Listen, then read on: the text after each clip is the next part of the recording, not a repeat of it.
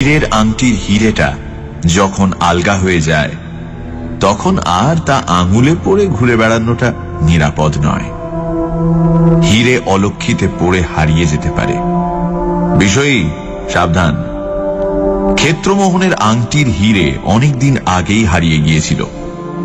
শোকটা সে সহজেই কাটিয়ে উঠতে পেরেছিল এবং একটা নকল পাথর দিয়ে কাজ চালিয়ে নিচ্ছিল। অপরিচিত কেউ হয়তো হঠাৎ দেখে ভুল করতে পারত, কিন্তু যারা ওকে চিনত তাদের মনে কোনো মোহ ছিল না। ক্ষেত্রমোহন যে একজন ভদ্রবেশী মিষ্টভাষী জুয়াচোর তা তার স্ত্রী চপলা জানত। চপলার বয়স 22 বছর, রূপ ও যৌবন দুই আছে। সন্তান হয়নি। তার রূপ যৌবনের মধ্যে একটা তীব্র তেজস্বিতা ছিল, চোখ ধাঁধানো, উগ্র প্রগল্ভতা। 22 বছর বয়সে বাঙালি মেয়ের যৌবন সাধারণত থাকে না। যা থাকে তা পশ্চিম দিগন্তের অস্তরাগ। চপলার মধ্যে কিন্তু কোনো অভাবনীয় কারণে যৌবন টিকে গিয়েছিল। তার মনের উপর যে নিগ্রহ হয়েছিল তারই ফলে হয়তো এমনটা ঘটেছিল। মনের সহজাত বৃত্তি ও সংস্কারগুলি যখন নিপীড়িত হয়ে অন্তর্মুখী হয় তখন তারা কোন পথে কি রূপ ধরে দেখা দেবে এটা বলার দেবতারও অসাধ্য। ক্ষেত্রমোহন লোকটা এক কথায় নিপাট বদমাইশ। মোসাহেবি করা ছিল তার পেশা। বড় লোকের সদ্য বয়প্রাপ্ত সন্তানদের অপ্সরা লোকের দ্বার পর্যন্ত পৌঁছে দেওয়া ছিল তার জীবিকা। কিন্তু সে নিজের স্ত্রীকে ভালোবাসত। বেহুঁশ মাতালের পকেট থেকে মানিব্যাগ চুরি করতে তার বাধ্য না, কিন্তু সে নিজে মদ খেত না এবং অন্য মকার সম্বন্ধেও তার একটা স্বাভাবিক নিষ্পৃহতা ছিল। অপ্সরা লোকের দ্বার পর্যন্ত গিয়ে সে কিন্তু ফিরে আসত। শঙ্করাচার্য সত্যিই বলেছেন, এ সংসার অতীব বিচিত্র। চপলা যখন প্রথম স্বামীর চরিত্র জানতে পারে তখন ভয়ে বিস্ময়ে একেবারে অভিভূত হয়ে পড়েছিল। তারপর কিছুদিন কান্নাকাটির পালা চলল। ক্ষেত্রমোহন সস্নেহে যত্ন করে চপলাকে নিজের চারবাক নীতি বুঝিয়ে দিল। তারপর ক্রমে ক্রমে চপলা উদাসীন হয়ে পড়েছিল। তার মনে আর মোহ ছিল না। ট্রাম ঘষা সদর রাস্তার উপর একটি সরু বাড়ির দোতলায় গোটা 2 ঘর নিয়ে ক্ষেত্রর বাসা। শোয়ার ঘরের একটা জানালা বড় রাস্তার উপরেই।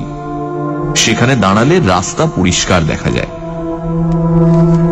সেদিন বিকেলে চপলা সেই জানলার সামনে দাঁড়িয়ে রাস্তার দিকে তাকিয়েছিল। এমন সময় সিঁড়িতে জুতোর শব্দ শুনে ফিরে তাকালো। খুশি খুশি মুখে ক্ষেত্রমোহন ঘরে ঢুকল। ক্ষেত্রর বয়স 30, সুশ্রী, চটপটে, বাকপটু। সে হাসতে হাসতে চপলার পাশে এসে দাঁড়ালো। বলল, সব ঠিক করে ফেলেছি, আজ রাত্রিরেই, বুঝলে, গুদাম সাবার, মাল সাবার। চপলা তার মুখের দিকে চেয়ে হাসল, জল জলে চোখ ঝলসানো হাসি। চপলার কাছে ক্ষেত্রর কোনো কথাই গোপন ছিল না, বরং কেমন করে কার কাছ থেকে টাকা ঠকিয়ে নিল, কাকে মাতাল করে পকেট বুক থেকে নোট চুরি করলো, এসব কথা পুঙ্খানুপুঙ্খ রূপে চপলার কাছে বলতে সে ভালোবাসত। বেশ একটা আত্মতৃপ্তি অনুভব করত। এখন সে জানলার গড়ার ধরে উৎসাহের সঙ্গে বলতে আরম্ভ করলো, তোমাকে একদিন বলিনি, এক নতুন ক্যাপ্টেন পাকড়েছি, বেশ শাঁসালো জমিদারের ছেলে, কলকাতায় ফুর্তি করতে এসছে। নরেন চৌধুরী নাম, ভোরে পুকুরে একটা বাসা ভাড়া নিয়ে একলা আছে। তাকে মাসখানেক ধরে খেলাচ্ছি। ছোড়ার বয়স বেশি নয়, 23-24, কিন্তু হলে কি হবে, এরই মধ্যে অনেক বুড়ো ওস্তাদের কান কেটে নিতে পারে। একেবারে আস্ত ঘুঘু। এই দেখো না, 1 মাস ধরে তেল দিচ্ছি, এখনো একটি সিকি পয়সা বার করতে পারিনি। শালা মদ কিনবে, তাও আমার হাতে টাকা দেবে না। নিজে গিয়ে বোতল কিনে আনবে, নয়তো দারোয়ান বেটাকে পাঠাবে। তার থেকে 2 পয়সা বাঁচাবো, সে গুড়ে বালি। পাঁড় মাতাল, কিন্তু মদের গেলাস ছোবার আগে কি করে জানো? টাকা কড়ি মায় হাতের আংটি পর্যন্ত দেরাজে বন্ধ করে চাবিটা ওই শালা দারোয়ানের হাতে দিয়ে বলে, যাও মৌজ করো। এই বলে তাকে একেবারে বাড়ির বাইরে বার করে দেয়। তারপর আমার দিকে চেয়ে মুচকি মুচকি হাসতে থাকে। চন্ডাল বেটার ছেলে। চপলা মন দিয়ে শুনছিল। এই আকস্মিক উত্তাপে কৌতুক ভরে হেসে ফেলল। বলল, তবে যে বললে সব ঠিক করে ফেলেছি। ক্ষেত্র মুখের একটা বিরক্তিসূচক ভঙ্গি করে বলল, দেখলুম মশালা পগেয়া বদমাইশকে সহজে ঘায়েল করা যাবে না, একেবারে ঘাড় মটকাতে হবে। আমারও জেদ চেপে গেছে। আজ রাতে ঠিক করেছি বেটার দেরাজ ফাঁক করবই। এই দেখো চাবি তৈরি করে রেখেছি, বলে পকেট থেকে কয়েকটা চকচকে চাবি বের করে দেখালো। চুরি করবে? হ্যাঁ, ঢের খোসামত করেছি। আর নয়, এবার 1 হাত ভানুমতির খেল দেখিয়ে দেব। টাকা কড়ি বেটা দেরাজে বেশি রাখে না, কোথায় রাখে ভগবানই জানেন। কিন্তু একটা হীরের আংটি আছে, রাতে বেরুবার সময় সেটা দেরাজে বন্ধ করে রেখে যায়। সেইটার ওপর তাক করেছি। কি হিরেটা মাইরি! চপলা যদি দেখো চোখ ঝলসে যাবে তোমার। দাম 1000 টাকার 1 কানা কড়ি কম নয়। যদি 500 টাকাতেও ছাড়ি, কেশো শেখরা লুফে দেবে। কিন্তু যদি ধরা পড়ো? সে ভয় নেই, বন্দোবস্ত সব পাকা করে রেখেছি। আজ 11টা থেকে 12টার মধ্যে বেটা বেরুবে, সমস্ত রাত বাড়ি ফিরবে না। একটু অন্যমনস্কভাবে চিন্তা করে ক্ষেত্র বলল, কোথায় যাবে কিছুতেই বলল না। হয়তো নটরাজ থিয়েটারের সৌদামিনীর কাছে। কিন্তু সৌদামিনী তো মেনামিত্তিরের। যাকে যে চুলে খুশি যাক। আসল কথা হলো 11টার পর বেটা বাড়ি থাকবে না। দারোয়ানটাও বেরুবে, তার ব্যবস্থা করে ফেলেছি। ব্যাস গলির মোড়ে ওত পেতে থাকবো। কর্তারাও বাড়ি থেকে বেরুবেন, আর আমিও সুট করে গিয়ে ঢুকবো। তারপরেই গুদাম সাবার, মাল সাফ। শালা লুটলিয়া! রাস্তার দিকে তাকিয়ে ক্ষেত্র উচ্চস্বরে হেসে উঠল। শালা লুটলিয়া!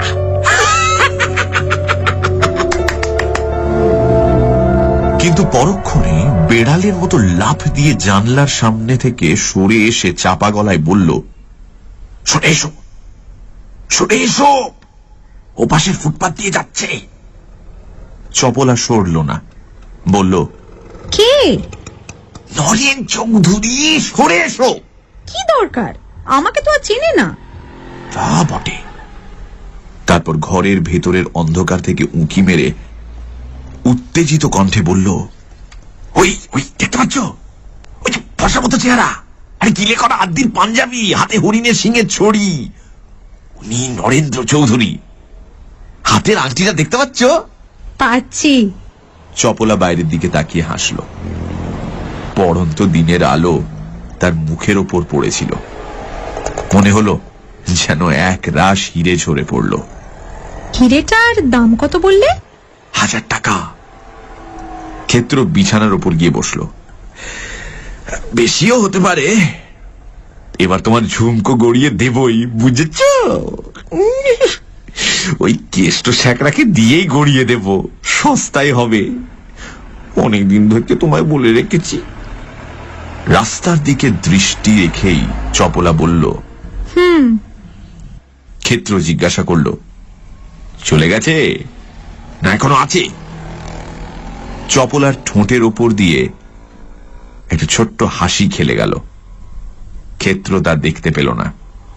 চপলা বলল, মোড় পর্যন্ত গিয়ে আবার ফিরে আসছে। ফিরে আসছে? ক্ষেত্রর কপালে উৎকণ্ঠার ভ্রুকুটি দেখা গেল। তাই তো, আমার বাসার সন্ধান পেয়েছে নাকি? ব্যাটা যেরকম কুচুটে শয়তান, তুমি সরে এসো। এই ঠিক কি জানে। চপলা জানলা দিয়ে গলা বাড়িয়ে খানিক পরে সরে এসে বলল, চলে গেছে। যাক, তাহলে বোধহয় এমনি ঘুরে বেড়াচ্ছিল বলে ক্ষেত্র একটা স্বস্তির নিঃশ্বাস ফেলল। চপলা যেন অন্যমনস্কভাবে ক্ষেত্রর মুখের দিকে তাকিয়ে থেকে জিজ্ঞাসা করল, আচ্ছা, টাকার জন্যে মানুষ সব করতে পারে না? ক্ষেত্র এক গাল হাসল। পারে না?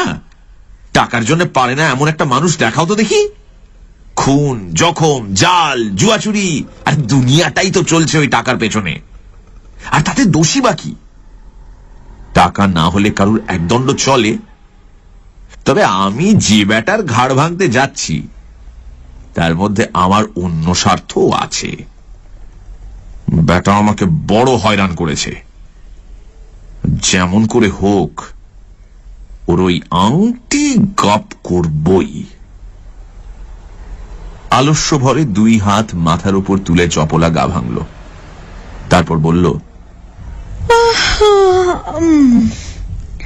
যাই, চুল বাঁধি গে।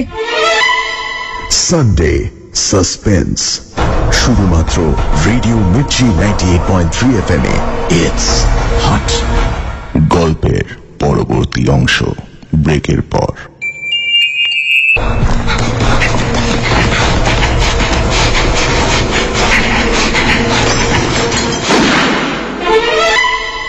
সানডে সাসপেন্স, শুধুমাত্র রেডিও মির্চি 98.3 FM এ।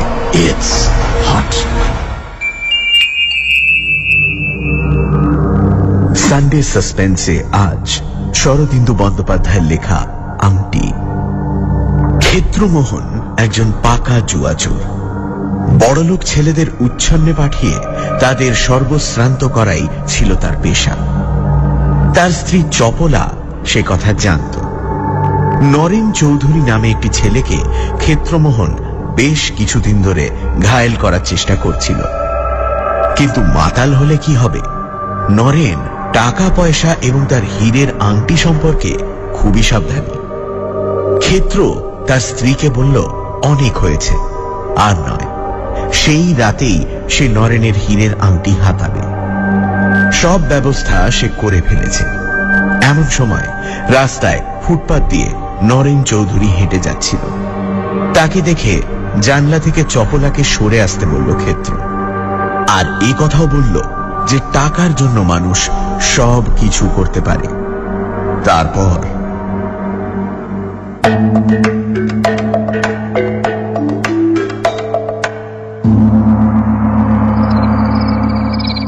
রাত 10:30টার সময় ক্ষেত্র গলির মোড়ে এসে দাঁড়ালো।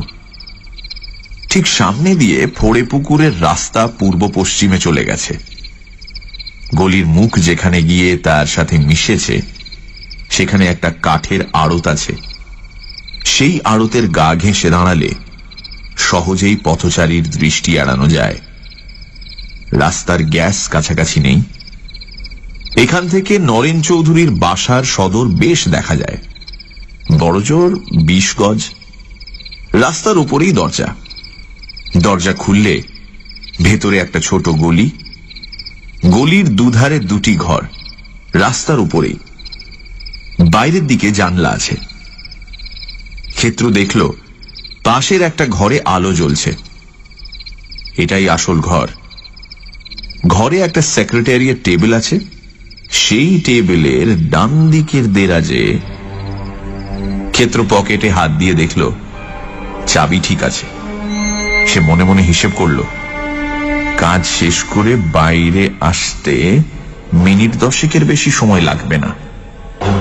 তার হাত নিষ্পিস করতে লাগলো। একটা স্নায়বিক অধীরতা তার শরীরকে চঞ্চল করে তুলল। লোকটা কতক্ষণে বাড়ি থেকে বেরোবে? ক্ষেত্র বিড়ি ও দেশলাই বার করল।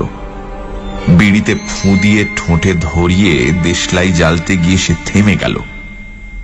না, কাজ নেই। গলিতে লোকজনের যাতায়াত বন্ধ হয়ে গেছে বটে, কিন্তু গলির দুধারে বাড়ি। কে জানে, যদি কেউ দেশলাইয়ের আলো দেখতে পায়। ধূমপানের সরঞ্জাম ক্ষেত্র আবার পকেটে রেখে দিল। হাতে ঘড়ি ছিল, চোখের খুব কাছে এনে দেখল 11:05। সময় হয়ে এসেছে। এমন সময় নরেন চৌধুরীর ঘরে বৈদ্যুতিক আলো নিভে গেল। ক্ষেত্র নিঃশ্বাস বন্ধ করে এক দৃষ্টে সদর দরজার দিকে তাকিয়ে রইল। তারপর আস্তে আস্তে নিঃশ্বাস ছাড়ল।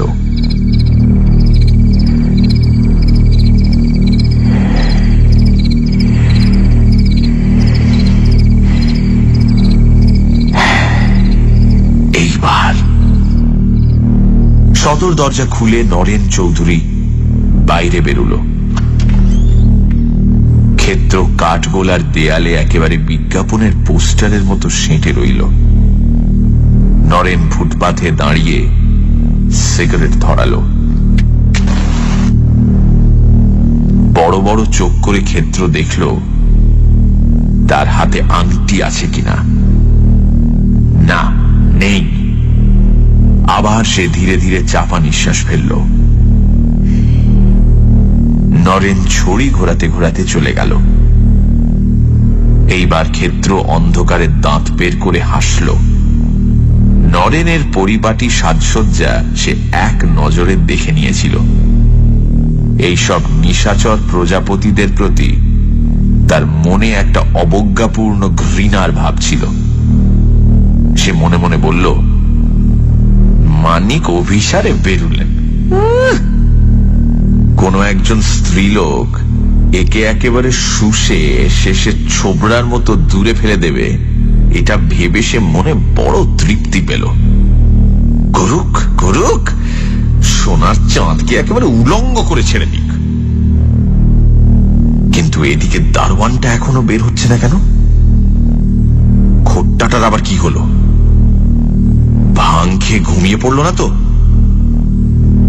আরো খানিকক্ষণ অপেক্ষা করে ক্ষেত্র ঘড়ি দেখল, 11:15। তাই তো, কি হলো? দারোয়ান আগে বেরিয়ে যায়নি তো? তাহলে নরেন দরজায় তালা লাগিয়ে যেত। তবে দারোয়ানটা কি সত্যি ঘুমিয়ে পড়ল নাকি? তাকে সরাবার জন্য ক্ষেত্র এত মেহনত করেছে, সার্কুলার রোডে ময়দা কলের বস্তিতে তাড়ির আড্ডার সন্ধান পর্যন্ত বলে দিয়েছে, আর শেষে কিনা। এই সময় খোট্টা দারোয়ান বের হলো। দরজায় তালা লাগিয়ে পাগড়ি বাঁধতে বাঁধতে, নাগরা ঠকঠক করতে করতে সে বেরিয়ে গেল। এইবার সময় হয়েছে। দারোয়ানের নাগরার শব্দ মিলিয়ে যাবার পর ক্ষেত্র কাঠগোলার অন্ধকার ছায়া থেকে বের হয়ে এলো। রাস্তা নির্জন, বাধা বিপত্তির কোনো ভয় নেই। কিন্তু দুপা এগিয়েই ক্ষেত্র আবার ফিরে এলো। কাজ নেই, আর একটু যাক। যদি দারোয়ানটা কিছু ভুলে ফেলে গিয়ে থাকে, হয়তো আবার ফিরে আসবে। 10 মিনিট কেটে গেল, দারোয়ান ফিরল না। তখন ক্ষেত্র অন্ধকার থেকে বের হয়ে এলো। বেশ স্বাভাবিক দ্রুত পদে, যেন নিজের বাড়িতে যাচ্ছে এমন ভাবে দরজার সামনে গিয়ে দাঁড়ালো। পকেট থেকে চাবি বের করে বেশ শব্দ করে দরজা খুলল। তারপর ভেতরে প্রবেশ করে দরজা ভেজিয়ে দিল। ক্ষেত্রর পকেটে একটা ছোট বৈদ্যুতিক টর্চ ছিল, সেটা এবার সে জ্বালল। একবার চারিদিকে ফিরিয়ে দেখে নিল, তারপর বাঁ দিকের দরজার উপর ফেলল। দরজায় তালা লাগানো। ক্ষেত্র আর একটা চাবি বেছে নিয়ে তালায় পড়ালো। খুট করে শব্দ হলো, তালা খুলে গেল। টর্চের আলো নিভিয়ে ক্ষেত্র ঘরে ঢুকল। ঘরে কোথায় কি আছে সবই তার জানা ছিল। সে অন্ধকারে হাতড়ে হাতড়ে রাস্তার দিককার জানলাটা বন্ধ করে দিল। তারপর ঘরের দিকে ফিরে টর্চ জ্বালল। টর্চের আলো একটা টেবিলের উপর গিয়ে পড়ল। টেবিলের উপর বিশেষ কিছু নেই, কাগজ চাপা, ব্লটিং প্যাড, দোয়াত, কলম। টেবিলের আশেপাশে 2-3টে চেয়ার এলোমেলো ভাবে দেখা গেল। ক্ষেত্র আর সময় নষ্ট না করে কাজে লেগে পড়ল। টেবিলের সামনে চেয়ারে বসে সে দেরাজ খুলতে আরম্ভ করল। ডান ধারের দেরাজগুলো খোলা, কিন্তু বাঁ ধারের দেরাজের সামনে একটা কবাট আছে, তার গায়ে চাবির ঘর। ক্ষেত্র সেই কবাটের গায়ে চাবি ঢুকিয়ে খুব সাবধানে ঘোরালো। কবাট খুলে গেল। 4টে দেরাজ। নরেন ওপরের দেরাজে আংটি রাখে। ক্ষেত্র দেরাজের ভেতর আলো না ফেলেই তার ভেতর হাত ঢুকিয়ে দিল।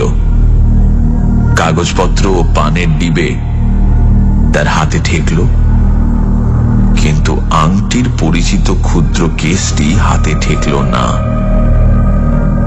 তখন সে দেরাজের ভেতর আলো ফেলে দেখল আংটি নেই। আংটি নেই? কোথায় গেল? প্রথমটা ক্ষেত্র কিচ্ছু বুঝতে পারল না। সে এতই নিশ্চিত ছিল যে এই অভাবনীয় ব্যাপারে যেন হতভম্ব হয়ে গেল। তারপর তার বুকের ভেতরটা দূর দূর করে উঠল। তবে কি? সে সভয়ে একবার ঘরের চারপাশে চাইল। টর্চটা ঘরের কোণে কোণে ফেলে দেখল, না, কেউ তো নেই। সে ভয় করছিল নরেন তাকে ধরবার ফাঁদ পেতেছে। তা নয়, হয়তো আংটিটা দ্বিতীয় দেরাজে আছে। মেঝেই হাঁটু গেড়ে বসে ক্ষেত্র দ্বিতীয় দেরাজটি খুলল। একেবারে শূন্য, তাতে একটা আলপিন পর্যন্ত নেই। তৃতীয় দেরাজ, সেটাও শূন্য। চতুর্থ দেরাজও তাই। ক্ষেত্রর কপালে ঘাম ফুটে উঠল। নেই, কিচ্ছু নেই। আংটি তো দূরের কথা, একটা পয়সা পর্যন্ত নেই। আলো নিভিয়ে অন্ধকার ঘরে ক্ষেত্র কাঠ হয়ে দাঁড়িয়ে রইল। আবার তার বুক ধকধক করতে লাগলো। নরেন নিশ্চয়ই সন্দেহ করেছিল, তাই তাকে ঠকাবার জন্য। কিন্তু না, নিশ্চয়ই আছে। হয়তো তাড়াতাড়িতে নরেন ডান দিকের খোলা দেরাজেই আংটিটা রেখে গেছে। ক্ষেত্র আবার আলো জেলে ডান দিকের দেরাজগুলো খুঁজতে লাগলো, কিন্তু কোনোটাতেই কিচ্ছু পেল না। কতগুলো মদের বিজ্ঞাপন, স্ত্রীলোকের ছবি, গোটা কয়েক অশ্লীল বিলিতি উপন্যাস। এতক্ষণে ভূতের মতো একটা ভয় ক্ষেত্রকে চেপে ধরল। তার মনে হলো শূন্য বাড়িখানা তার চুরির ব্যর্থ প্রয়াস দেখে নিঃশব্দে অট্টহাসি করছে। এই ঘর ক্রমশ ছোট হতে হতে তাকে চেপে ধরবার চেষ্টা করছে। সে ধরা পড়ে গেছে, আর পালাতে পারবে না। এই সময় দূরের কোনো গির্জায় ঢং ঢং করে 12টা বাজল। ঘড়ির আওয়াজ ক্ষেত্রর কানে বোমার আওয়াজের মতো লাগলো। 12টা! এতক্ষণ সে এখানে আছে। যদি কেউ এসে পড়ে, নরেনই যদি ফিরে আসে। ক্ষেত্র আর দাঁড়ালো না। দেরাজগুলো খোলাই পড়ে রইল। সে জোরে জোরে নিঃশ্বাস ফেলতে ফেলতে ঘর থেকে বেরিয়ে এলো। তারপর বাড়ির বাইরে এসে ভয়ে ভয়ে চোখে একবার চারিদিকে তাকালো। কাউকে কাউকে দেখতে পেল না। পাড়া পুরো নিস্তব্ধ। তখন সে কাঁপা কাঁপা হাতে সদরের তালা বন্ধ করে হন হন করে চলতে আরম্ভ করল। তার বাসা যেদিকে, সে ঠিক তার উল্টো মুখে চলেছে সেটা সে জানতেই পারল না। একটার সময় ক্ষেত্র নিজের বাসার সামনে এসে দাঁড়ালো। এতক্ষণে তার মাথা বেশ ঠান্ডা হয়েছে, ভয় আর নেই। এমনকি অহেতুক ভয়ে দেরাজগুলো খুলে রেখে পালিয়ে আসার জন্য সে একটু লজ্জা পাচ্ছে। কিন্তু বিস্ময় তার কিছুতেই ঘুরছে না। নরেন কি তাকে সন্দেহ করেছিল? তাই বা কি করে সম্ভব? নরেন আংটি পরে বাইরে যায়নি, এটা সে নিজের চোখে ভালো করে দেখেছে। তবে আংটিটা গেল কোথায়? ক্ষেত্র নিজের সিঁড়ির দরজার কড়া নাড়ল। তার ওপরে উঠবার সিঁড়ি আলাদা, নিচের তলার বাসিন্দার সাথে কোনো সংযোগ নেই। তাই প্রতিবেশীকে না জাগিয়ে রাত্রে যখন ইচ্ছে সে বাড়ি ফিরতে পারে। কিছুক্ষণ পরে চপলা এসে দরজা খুলে দিল। ক্ষেত্র কোনো কথা না বলে উপরে উঠে গেল। চপলা সিঁড়ির দরজা বন্ধ করে দিয়ে শোয়ার ঘরে ফিরে এলো। তারপর কথা না বলে বিছানায় চুপচাপ শুয়ে পড়ল। ক্ষেত্র জামা খুলতে খুলতে ভাবছিল, চপলা জিজ্ঞেস করলে কি উত্তর দেব?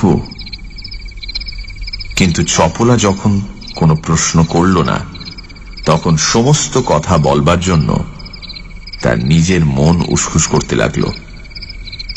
মুখে চোখে জল দিয়ে আলোটা কমিয়ে দিতে দিতে সে বলল, আজ ভারী আশ্চর্য ব্যাপার হলো, ঘুমলে নাকি?